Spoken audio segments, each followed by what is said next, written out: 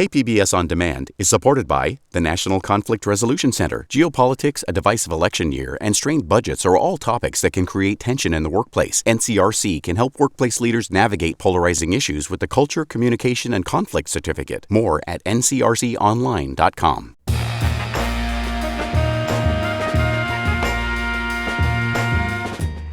It's time for Midday Edition on KPBS. On this episode, we are talking with people in our community who are making Black history. Today, we feature Christina Marie Green, a UCSD undergrad, already taking the lead in labor organizing. I'm Jade Heinzman with conversations that keep you informed, inspired, and engaged. For many activists, college campuses are the gateway into community organizing. Christina Marie Green is a senior undergraduate at UC San Diego. She's a student organizing intern with the UC Labor Union, AFSCME 3299. She's also an advocate at the ACLU of San Diego and Imperial Counties. Well, this month, she is part of an exhibit at the campus library all about labor history and union leadership. Christina joins me now to talk about it. Christina, welcome to Midday Edition. Hello. Thank you so much for having me. You're doing your thing. I love to see it. All right. So tell me, how did you get involved in this labor history exhibit at the UC San Diego Library? Yeah, it was quite a funny story, actually. One of the librarians within the Committee of Equity, Diversity, and Inclusion reached out to me through my socials, but the way that they figured out my information was actually through one of my coworkers when we were doing a AFSCME rally in front of the library itself. So we were doing a rally with the workers and trying to get a collective understanding of whether or not our workers wanted to do a strike or not. So we're doing signups. We were also making some noise, marching throughout campus. And one of the librarians was like, "Who's she? Who's the one banging on the drum?" And my coworker gave him my information, and the rest was history. Oh, that's wonderful. Well, talk to me about the exhibit. What can people expect to learn? Yeah. So the exhibit is a really small but really cute book exhibit that includes not only my own personal books that I like to read, that includes books like Malcolm X, and you have books like The New Jim Crow. There is also other excerpts from other books that deal with Black labor and Black history within the exhibit itself. We even included a lot of our labor union buttons, whether that be through AFSCME or other unions within the UC or just in the San Diego area. And I'm pretty sure that they have more information on why the theme was chosen for this year. That's great. And I want to talk more about your journey with labor organizing, Christina. What pulled you into this work? Oh, yeah. As for how I got into organizing and being a little bit more involved on my university campus, I actually was impacted by the student housing crisis in particular. During my junior year, I wasn't able to find housing. During my spring of my sophomore year and during the summer right before my junior year. And I kept running into instances of people seeing my name, Christina Marie Green, is a very Eurocentric name, and them DMing online and on Facebook and being like, "Hey, I think you would be a great candidate for our apartment." And 25 to 30 apartments I've been in contact with and reached out to and went to the final round of interviews where we meet in person. And the same pattern has happened over and over again where they learn about me. They're like, "Oh my gosh, you're amazing." And then when they meet me in person, they're like, "Ooh, actually, we decided to go with another candidate." And this is a story that's not just unique to me, but so common to a lot of Black students at UC San Diego. And I'm pretty sure all throughout not only San Diego County, but all throughout California and the United States, that there is a systemic issue with housing segregation that still persists. So understanding that and me almost dropping out of UCSD and going back home, I was lucky enough to find a house far in National City, and I don't have a car, so I had to take public transportation to and from, 2 hours one way, 2 hours back, so 4 hours total. And realizing how difficult it was to be involved at the time. I was doing student government. Ironically, I was the chief of staff of our Office of Equity, Diversity, and Inclusion in student government, and informing students and informing our administration about how important and significant it is for students to have basic needs within our campus. I ended up being introduced to labor unions as well as being involved with the labor movement in particular. And one of their new demands on their contract is housing security. So that was right up my expertise of being able to sympathize and understand and empathize with our workers who are also dealing with the housing crisis, having to commute hours on end, either from the border or from far east side of San Diego County, drive all the way onto campus early in the morning because their shifts start 5 to 6 a.m. in the morning, and to find parking. We have a parking issue on our campus, unfortunately. We are essentially trying to highlight the fact that a lot of our executives, our chancellors, our executive administration is receiving housing loan benefits for their mansions, for their house to pay off their loans or their mortgage. However, our workers are fighting tooth and nail just to make ends meet with rent, or barely making rent, or choosing to choose rent over putting food on the table for their families. And I think there's a lot more of a different stake at hand when you have just a singular student like myself who I can miss a meal or two and continue with classes to a certain degree. But when you're talking about workers who are parents, who are grandparents, who are making sure that their kids are going to school, you have other expenses. You're taking care of your grandparents, for example, if you're a parent yourself. These are other issues that the UC is not taking accountability. We reigned them as heroes during COVID, but now our workers, such as our custodians, our janitors, our patient technicians, are now being undermined with the fact that they don't want to agree to a new contract with their new demands.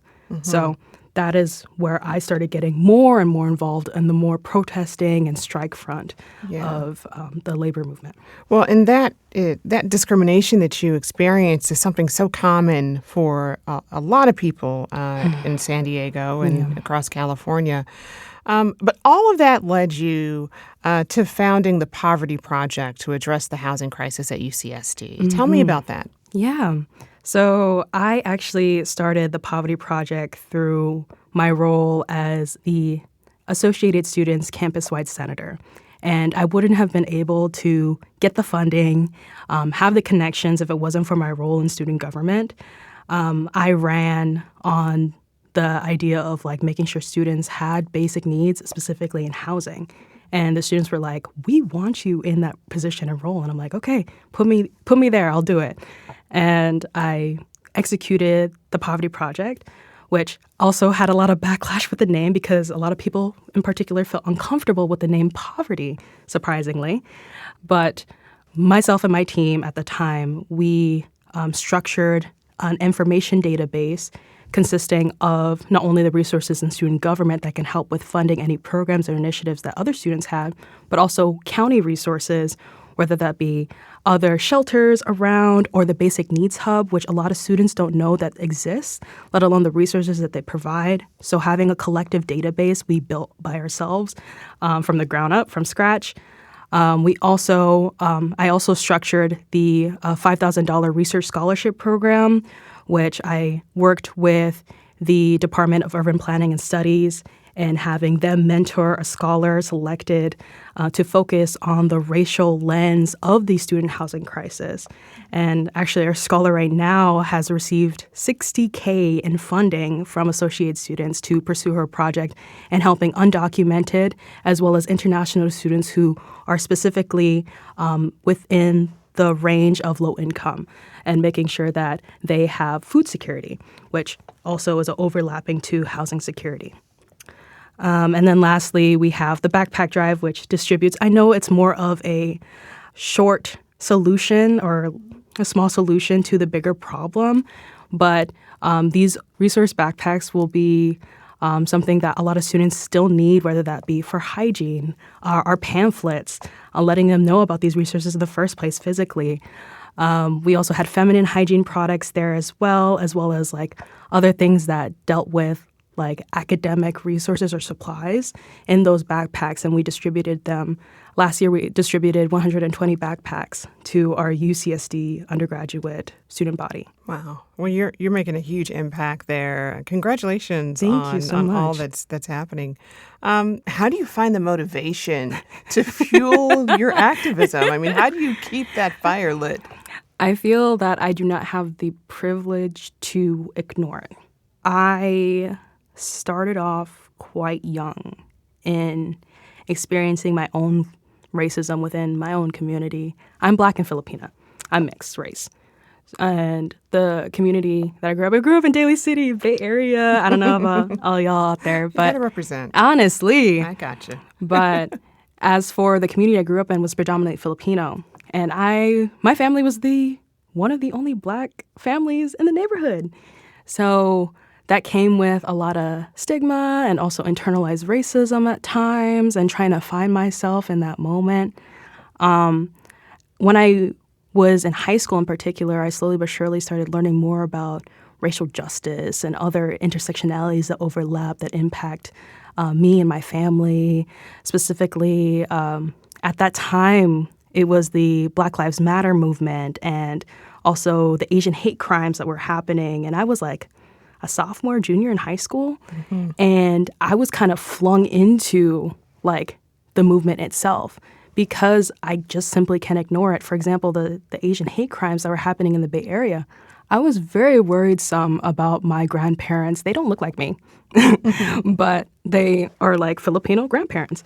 For my grandparents in particular, for them to go out and do their morning walks, I was scared that they were going to get like attacked or to go to the grocery store by themselves. And more so on the front of me being multiracial, I was scared for my father to pick up my mom at night shifts. She's a nurse, and she would often pick up night shifts, and he would go out at night to pick her up, and he would hear stories about like, oh, the police officer pulled me over. We had to like have a conversation, and I feel like every single time he leaves the house, I am fearful of not only him but also my brother was also getting his license, and my other younger brother too. He's thinking about wanting to drive. So these are overlapping issues that impact me personally that I simply cannot and will not ignore. And I feel that because of my intersectional experience, I'm able to empathize with a lot of communities and understand a lot of communities. All right. Well, is there anything else you'd like to say before we close?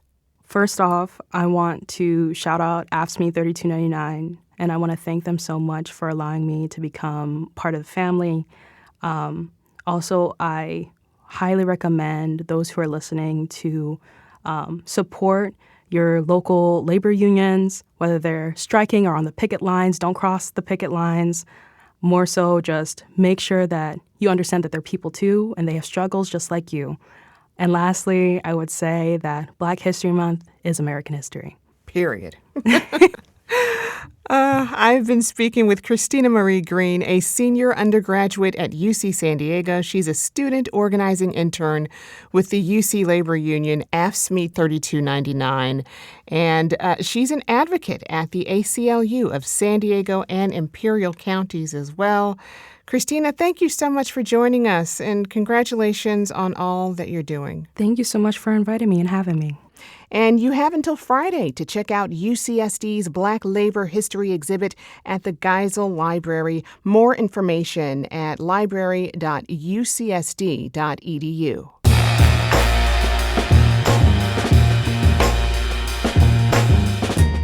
That's our show for today. I'm your host, Jade Hindman. Thanks for tuning in to Midday Edition. Be sure to have a great day on purpose, everyone.